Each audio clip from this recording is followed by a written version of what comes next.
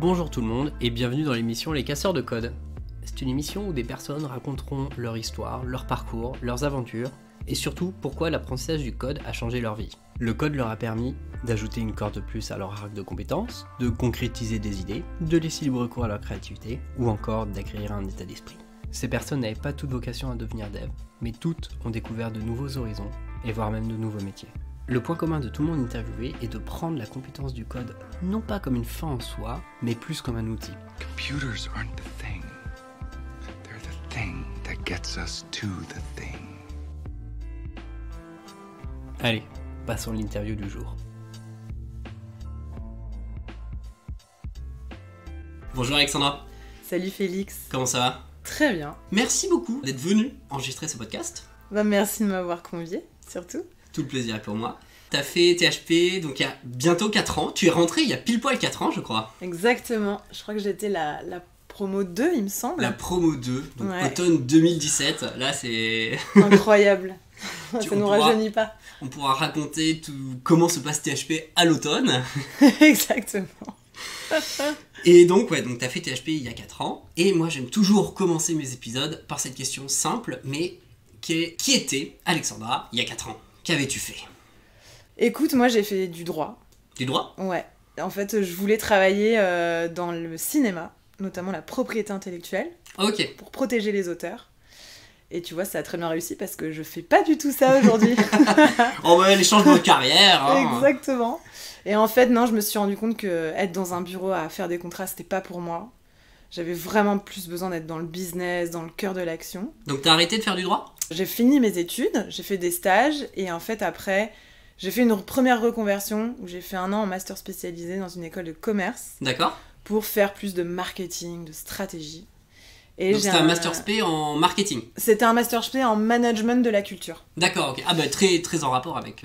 Exactement, tu vois. Donc j'ai fait ça, c'était génial. Et du coup, j'ai commencé à travailler en marketing, dans le cinéma. Je travaillais chez Studio Canal, Universal. Et en fait, le milieu m'a un peu déçue. Et à l'époque, c'était difficile de trouver un job aussi dans ce milieu. Et du coup, j'ai atterri dans la publicité. Donc à un rôle un peu plus commercial où j'étais entre les créas et le client. Pourquoi ce milieu t'avait déçu? Je trouve que c'était très compliqué de faire ta place sans accepter des petits jobs un peu merdiques que je trouvais un peu... Tu vois, j'avais des potes qui galéraient dans des boîtes de prod à aller acheter des clopes à 3h du mat pour des producteurs un peu véreux.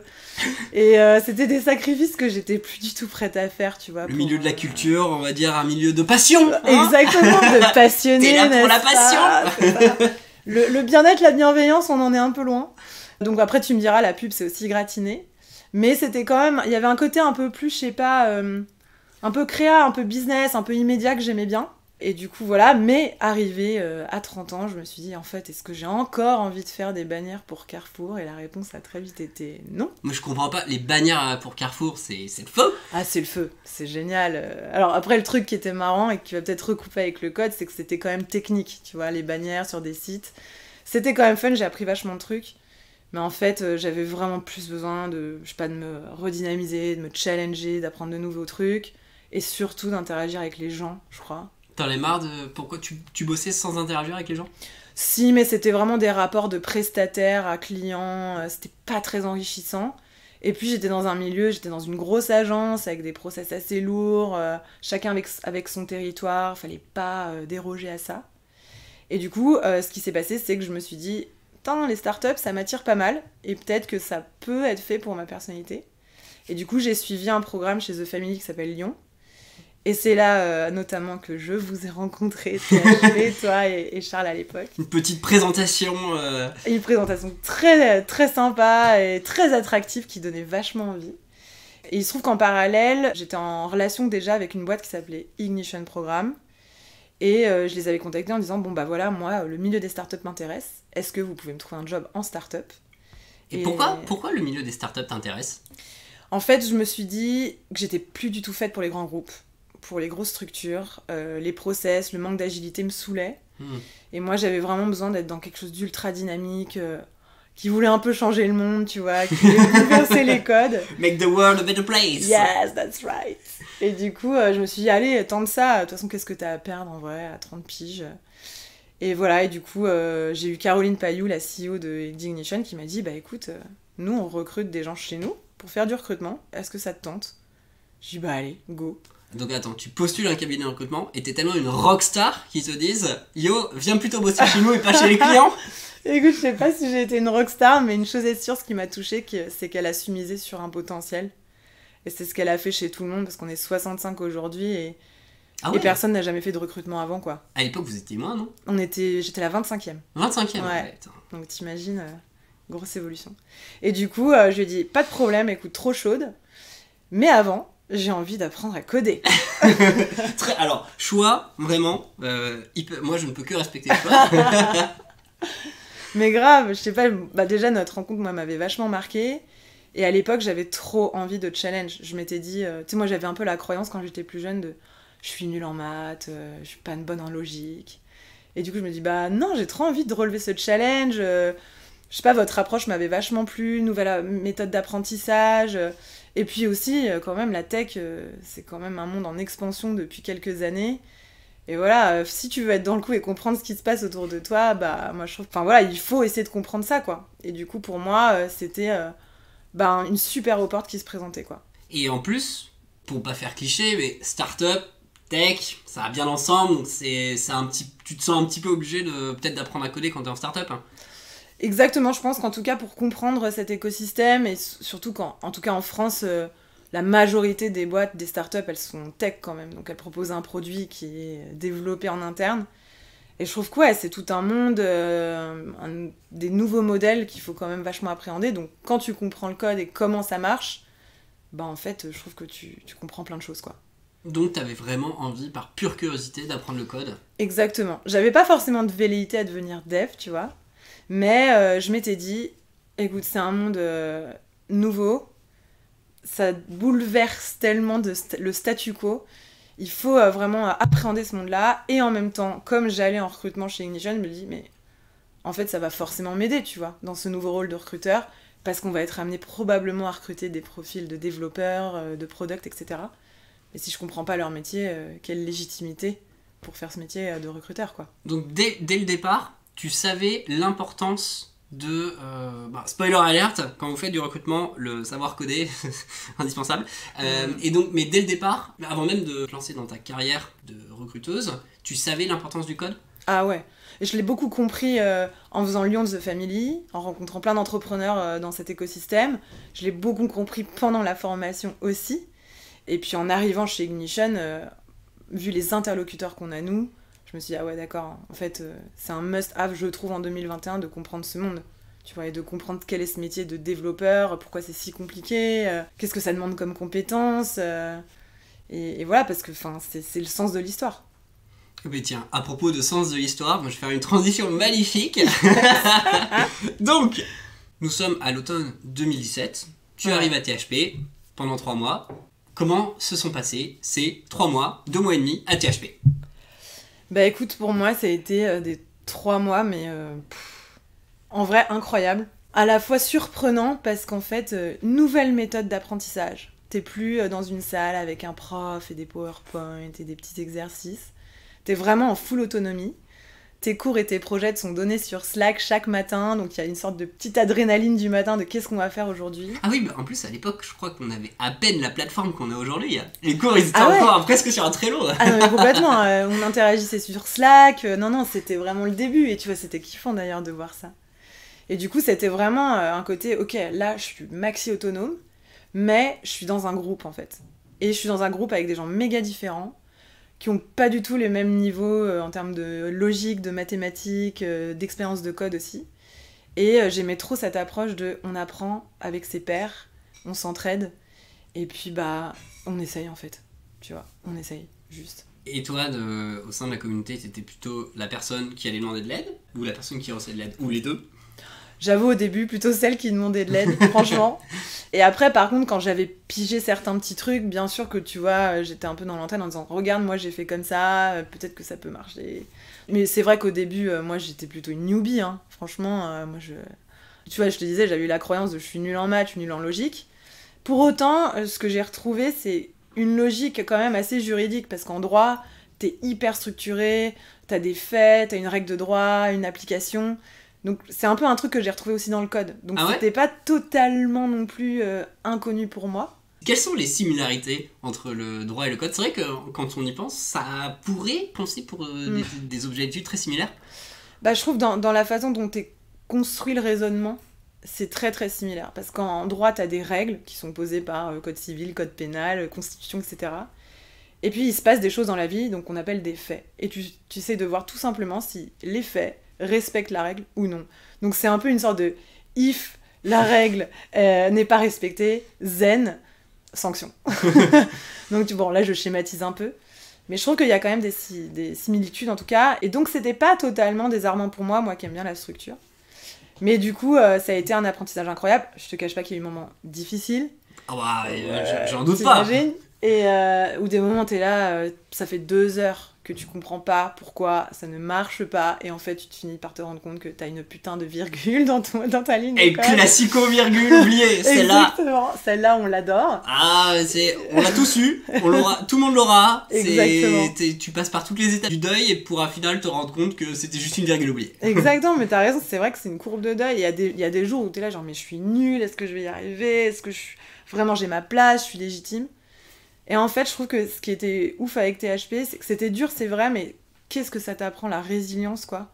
Et quelle fierté quand t'arrives à la fin, que t'as passé tous tes projets, que tu présentes ton projet au Démo Day, en équipe, que t'as vraiment planché là-dessus. Franchement, j'étais super contente, super fière de moi, tu vois, à la fin. Ça m'a redonné une maxi confiance en me disant, putain, je suis capable de faire ça, quoi. J'ai été capable d'apprendre à coder pendant 3 mois et de sortir un projet, quoi. Et tu te sentais vraiment prête à tout déchirer pour ta future carrière. Ah quoi. Ouais, si tu veux, j'étais... Enfin, je me suis dit, bon bah allez, maintenant, j'ai pu apprendre à coder en 3 mois, qu'est-ce qui peut m'arriver, tu vois. Je peux apprendre à devenir recruteur sans problème, quoi. Mais alors, j'adore, parce que là, c'est la deuxième transition absolument magique. Là, ça suit parfaitement bien. Donc, tu finis les Démo Day, tu te sens chaude patate pour ta future carrière de recruteuse. Comment ça s'est passé ton arrivée à Ignition ? Déjà, qu'est-ce que Ignition ? Comment c'est passé ? Donc ça fait 4 ans que tu y es, donc spoiler, tu y es toujours. Yes. Vas-y, raconte-nous en quoi les métiers du recrutement sont très complémentaires au code. Écoute, pour déjà présenter Ignition rapidement, nous en fait on est un cabinet qui accompagne des startups tout au long de leur vie de startup. La vie en startup, c'est un tremblement de terre, du moment où tu l'as créée jusqu'à ce qu'elle devienne scale-up ou que tu la revendes. Et nous, on intervient sur l'humain. Donc, on t'aide à recruter tes premiers profils, et puis même tout au long de ton existence en tant que startup. Et surtout, après, on t'accompagne à faire en sorte que tes super profils, ils prospèrent dans ta boîte, ils grandissent, ils apprennent, ils deviennent managers, ils prennent des équipes eux-mêmes, et voilà. Donc, en fait, si tu veux, on accompagne ta croissance au niveau humain, quoi.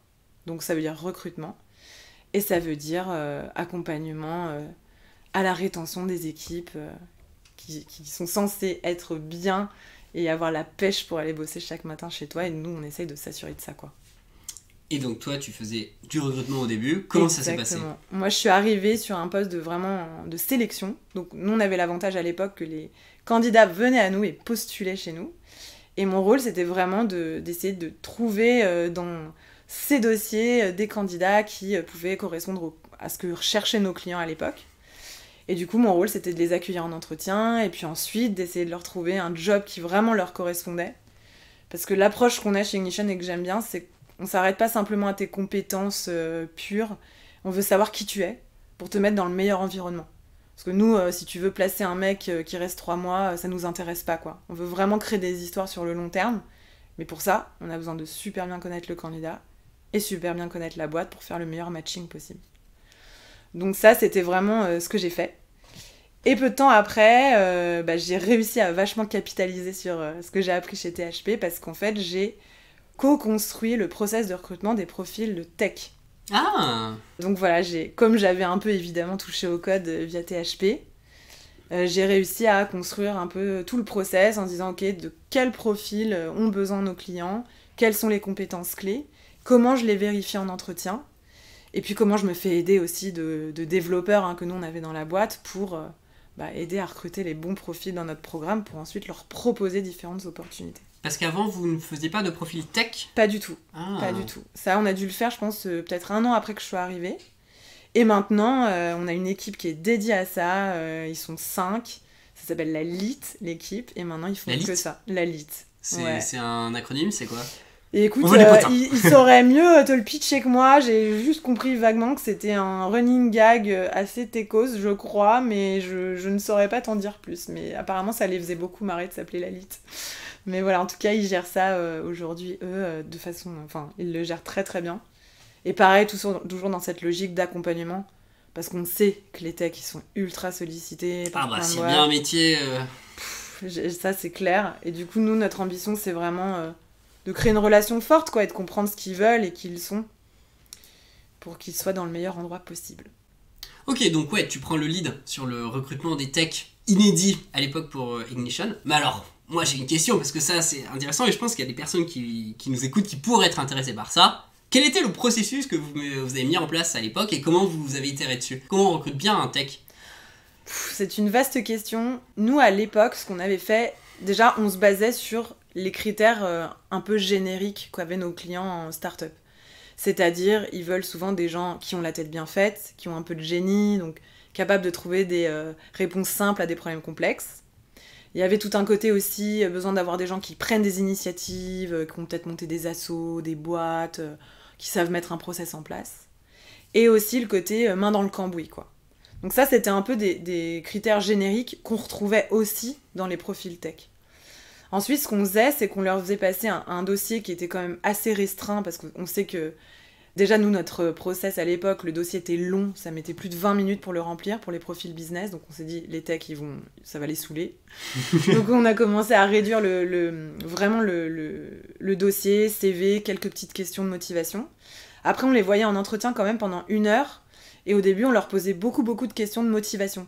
Qu'est-ce qu'ils avaient vécu avant? Qu'est-ce qui les rendait fiers, moins fiers? Pourquoi ils avaient quitté leurs expériences avant? Sur quelle techno ils avaient bossé? Sur, tu vois, j'en sais rien. Combien d'utilisateurs sur les apps? Quels étaient les plus gros problèmes techniques qu'ils avaient rencontrés, etc. Et à la fin, on terminait par 10, 15, 20 minutes de petits cas techniques, où là, on avait un de nos techs chez nous qui rentrait dans la phase de recrutement et qui leur posait quelques questions un peu techniques. Ce qui nous permet de ne pas avoir trop de doutes, tu vois, quand on présentait ces profils aux clients en disant bon, c'est bon, ils maîtrisent quand même les bases de telle ou telle techno. Et voilà, et après, prise de référence professionnelle. Ça, c'est assez classique en start-up, mais ça rassure souvent. Une fois tout ça fait, ils rentraient officiellement dans le programme. Et puis, accompagnement, on leur envoie différentes opportunités, on leur donne quelques infos off. Et puis, on les challenge aussi. Qu'est-ce qui est important pour toi, moins important entre deux opportes, est-ce que tu as bien fité avec le manager, etc., etc. Ça, je pense que ça n'a pas trop changé dans l'équipe. Je pense qu'ils restent encore plus agiles maintenant, tu vois, où ils ont dû encore plus raccourcir le temps d'échange. Mais leur objectif aujourd'hui, c'est principalement de comprendre quels sont les besoins de ces super développeurs, tu vois, parce que pourquoi ils auraient envie de changer de boîte, en fait? Est-ce que c'est forcément une meilleure REM? Est-ce que c'est besoin d'un meilleur management, besoin d'accomplissement, besoin de prendre en management, tu vois? Et du coup, maintenant, je crois qu'il y a beaucoup plus de focus sur la personnalité. Ok, donc moins sur l'aspect technique et plus sur la personnalité. Ouais, je pense qu'en vrai, aujourd'hui, le côté technique, on le voit assez bien sur le CV, à travers les références professionnelles. Et puis aussi quelques questions, maintenant, ils sont assez habitués, tu vois. Je pense qu'ils ont pas mal de questions dans leur botte. Mais voilà, nous, notre approche, c'est vraiment sur la personnalité. Alors, j'aime plutôt bien cet état d'esprit de pas s'attarder sur les questions un peu stupides, fais un algo de récursion, machin, au final qui servira jamais au travail. C'est clair. Et de s'attarder vraiment sur, au final, la personnalité, parce que comme tu dis, bon, t'as 2 ans d'expérience dans le dev, bon, tu sais coder, enfin voilà, c'est bon. Exactement. Après, tu vois, c'est un peu le truc aussi que je remarque, c'est que souvent, il y a des exigences côté start-up, où ils veulent des profils expérimentés pour pas avoir à les former sur des technos spécifiques. Et nous, notre rôle aussi, c'est de les évangéliser en disant, mais en fait, non, les gars, faut miser sur des potentiels. Et un dev qui maîtrise une techno, il aura peut-être envie d'apprendre une autre techno, et comme il maîtrisera celle-ci à la base, il sera hyper à même rapidement d'apprendre et de monter sur une autre techno, tu vois. Ouais, en plus son métier c'est de lire la doc, donc... Exactement, tu vois. Donc nous, c'est vraiment ça aussi qu'on veut faire comme effort, parce que ce qu'on explique à nos clients, c'est jamais t'auras un candidat qui voudra quitter sa boîte pour faire la même chose ailleurs. Ça n'existe pas. Les gens qui partent, ils ont forcément besoin d'apprendre autre chose, forcément besoin de monter en compétences, donc si tu lui proposes exactement la même chose, il va te dire non. Et tu vois, nous, on est vraiment dans cette logique d'évangélisation des clients, je trouve, là-dessus, quoi. Si t'as des gens qui veulent s'intéresser, donc être recrutés, parce que toi t'es de l'autre côté de la barrière, Ouais. hein, donc s'il y a des gens qui veulent être recrutés, qu'est-ce que tu pourrais leur dire pour que ces personnes soient les meilleures, pour qu'elles augmentent leurs chances de réussite? Je trouve que la clé, c'est d'apprendre à se connaître. C'est de savoir quels sont ses besoins. Souvent, je vois des candidats qui arrivent avec une liste de 10 critères, mais l'opport idéale, elle existe pas, en fait. Ce qui va compter, c'est peut-être 2-3 critères, mais pas plus. Et c'est plutôt une bonne nouvelle, parce qu'en fait, si tu te concentres que sur 2 ou 3 critères hyper importants pour toi, bah t'ouvres beaucoup plus le champ des possibles que si tu te dis ok, il faut que la prochaine opporte, le manager soit ouf, le secteur me plaise, je sois bien payé, je maîtrise la techno en question, ou j'apprends une nouvelle techno. Enfin, juste, tu t'en sors plus, quoi. Donc, mais c'est pas grave, t'as pas besoin de tout ça. Donc moi, le conseil que je pourrais donner à des gens qui ont envie d'être efficaces dans leur process de recrutement, c'est identifier ce qui est ultra important pour eux, et puis ensuite, arriver à être un peu le vendeur de eux-mêmes, quoi. Oser écrire un email à un mec dans une boîte qui nous fait rêver, oser le contacter sur LinkedIn, oser le contacter par le biais d'une autre personne, oser envoyer son CV. Même quand on est junior? Ça. Même quand on est junior, ouais, carrément. Ce qui fait la diff pour moi, c'est le mindset aussi, tu vois. C'est... Quand t'es junior, de toute façon, tu peux pas capitaliser sur tes compétences, t'en as moins, puisque tu viens d'apprendre. T'en as pas, quoi. Du coup, c'est le mindset qui va faire la diff. Et un junior qui va se donner, qui va essayer de t'avoir par tous les canaux possibles, être hyper pertinent dans les emails qu'il t'envoie, pas juste dire moi, dire attends, j'ai vu que ta boîte, elle fait ça, il y a telle problématique, moi, j'ai trop envie de bosser là-dessus, ou dans mes petits stages, j'ai pu voir ça, je suis sûre qu'on pourrait se rencontrer, on se prend 15 minutes.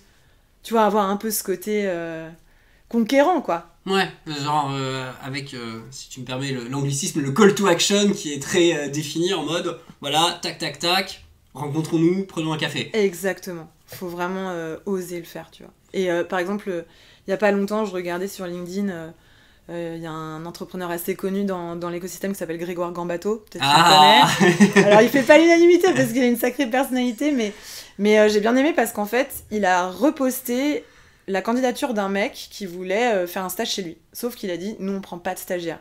Mais là, j'hésite. Et en fait, le mec a tellement été smart dans sa façon d'approcher Grégoire, en faisant un petit site où il essayait de montrer sur différents aspects qu'est-ce que lui pourrait apporter à Germinal. Enfin, il a été hyper original dans son approche, ce qui fait que ça a foutu le doute de Grégoire qui s'est dit, en fait, j'ai bien envie de le prendre en stage, alors qu'il y avait même pas d'opportunité à la base, quoi.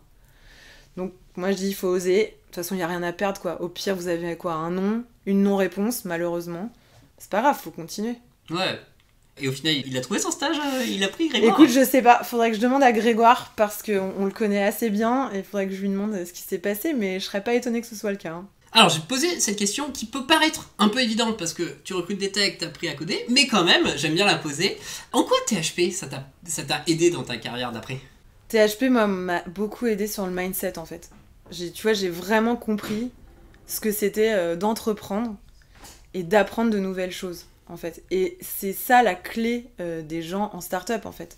Ils veulent des profils entrepreneurs et ils veulent des gens qui captent vite, qui sont curieux, qui veulent apprendre, qui veulent se donner, qui ont envie de croître et de grandir quoi. Et ça, vraiment c'est ce que j'ai compris en faisant THP quoi. Parce que t'es là devant une feuille blanche, t'as jamais appris à coder, on t'envoie quelques consignes et bah tu te démerdes en fait. Et ça c'est la beauté du truc, c'est apprendre à être débrouillard, apprendre à apprendre en fait, et puis monter en compétences peu à peu et grandir. Donc ça j'ai vraiment perçu ce côté-là chez les devs notamment, tu vois, que j'ai pu accompagner.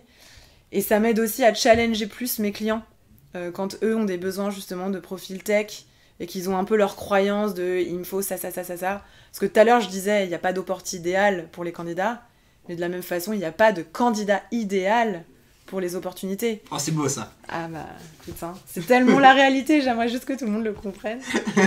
mais voilà, et mon rôle aujourd'hui, c'est d'expliquer un peu à ses clients en start-up mais en fait, mec, tu veux un profil dev, mais un mec qui va participer à l'aventure avec toi, quoi. Qui est entrepreneur dans l'âme, qui va trouver des solutions à tes problèmes, qui va grandir, peut-être apprendre de nouvelles technos, accompagner d'autres gens sur le sujet. C'est ça, pour moi, c'est un mindset, quoi. Donc en fait, t'es arrivé à THP peut-être pour le code et t'es reparti pour l'état d'esprit, en quelque sorte. Bah, franchement, pour les deux, tu vois. Franchement, pour les deux, parce que certes, je code pas aujourd'hui, mais par contre, tu vois, ça me fait marrer parce qu'on a une dev chez nous. Maintenant, elle organise parfois certaines semaines. Allez, je vous fais un petit cours d'HTML, CSS, et t'y vas, et puis tu kiffes parce que t'arrives à faire 2-3 petits trucs, et du coup, t'as un peu une autosatisfaction de te dire, putain, c'était un truc qui te m'était complètement inconnu avant, et je suis capable, en fait, d'apprendre de nouvelles choses et de le faire, donc... Ça se trouve, tu vois, je sais pas, un jour, je vais monter une boîte, je devrais m'associer avec un CTO, et en fait, je comprendrai ce qu'il fait, tu vois. Et Ou tu seras la CTO. Oh là, oui. Alors là, il faudrait que je m'y remette à fond. Mais tu vois, je trouve que ça m'aidera à mieux communiquer aussi avec mon équipe. Si un jour j'ai une boîte tech, tu vois, et même je le vois. Dans notre équipe Ignition, on a une culture très forte, mais nos techs sont vachement intégrés. Alors je sais pas si parce qu'on est dans cet écosystème et on comprend un peu, mais moi je sais pas, je trouve que ça crée des liens aussi avec les gens, et souvent malheureusement les techs sont un peu vus comme les mecs qui sont dans leur coin, et j'aime pas trop cette image parce que je trouve que dans des startups notamment, on fait tous partie de la même aventure, quoi. Ah, je suis 100% d'accord. Mais après, c'est vrai que t'as un peu le côté, le gatekeeping. C'est vraiment en mode, les gens ne connaissent rien. Le coût à l'entrée est quand même assez compliqué. Il faut faire une formation de 600 heures pour comprendre à peu près de quoi ils parlent. Et donc, t'as un peu le côté où, dans n'importe quelle boîte, t'as les techs et les autres. Ouais. Et rares sont les gens qui font les liens entre les deux. Exactement. Et franchement, c'est ce que je pousse à faire, tu vois. Nous, on a une initiative qui est trop bien chez nous, qu'on appelle le co-coaching. Et en fait, on met en binôme des gens d'équipes différentes. Donc typiquement des techs avec des business. Ça dure 6 mois, et pendant 6 mois, toutes les 2 semaines, ils se coachent sur des problématiques de taf. Oh, alors tu vas me dire, t'as un mec business qui va coacher un tech, ça va être compliqué. Mais en fait, on a une vraie méthode de coaching. On est très, comme tu sais, on est très biberonné au coaching chez Ignition. Mais en fait, avec une technique de juste aide à comment se poser les bonnes questions. En fait, t'as pas besoin de maîtriser ce que l'autre fait. Tu l'aides à avancer dans ses propres problématiques. Et tu décharges le manager de cette tâche un peu qui parfois est lourde parce que t'as pas réponse à toutes les problématiques de tes managers. Et puis en même temps, tu crées vachement de liens entre les équipes, quoi. Et du coup, les techs, ils partagent ce qu'ils font au quotidien avec les business. Et puis en fait, tu crées vachement de cohésion.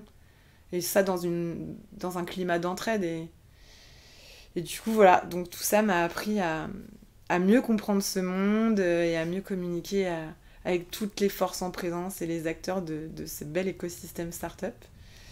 Et voilà, et je crois qu'en fait, c'est un vrai acquis pour la vie, quoi. Bah super. Alors, j'aime toujours finir ces épisodes par cette question simple, qui est simple, mais pas si simple que ça. Est-ce que tu aurais un conseil à donner aux personnes qui vont t'écouter ?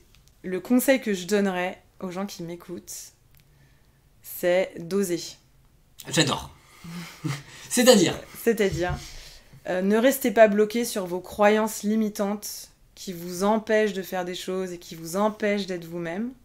Arrêtez de croire que vous n'êtes pas légitime, que vous n'êtes pas capable de faire, d'apprendre, ou de, je sais pas, avoir la meilleure vie que vous méritez. Il suffit juste d'agir, en fait. Plus vous serez dans l'action et plus vous croirez, et plus vous aurez ce que vous avez envie d'avoir dans la vie, quoi. Donc, si vous croyez pas capable de faire une formation comme THP, bah faites-la. Vous verrez. Et si vous croyez pas capable de décrocher un taf en tant que dev, bah faites-le. Exactement. Postulez. Franchement, vous avez quoi à perdre, quoi. Vous avez quoi à perdre. Vous avez juste masse d'opportunités à vivre et à gagner. Et en fait, comme on dit, j'aime bien cette phrase, c'est 100% des gens qui ont gagné, ils ont essayé. c'est pas le slogan du loto. C'est possible. C'est possible. Mais en gros, voilà, moi c'est ça ma reco. Il faut oser. Eh bien écoute, sur ces belles paroles, j'aime beaucoup, d'audace. Merci beaucoup Alexandra d'avoir pris le temps de me raconter ton histoire, ton parcours. J'espère que tu as passé un bon moment. Super moment Félix, comme toujours. Et puis on se dit à la prochaine. À très vite. Et voilà, c'est la fin de cet épisode. Merci beaucoup en tout cas à notre invité de nous avoir partagé ces moments humains. Nous, on se retrouve dimanche prochain pour une autre histoire, un autre parcours. Allez, à ciao, bon dimanche.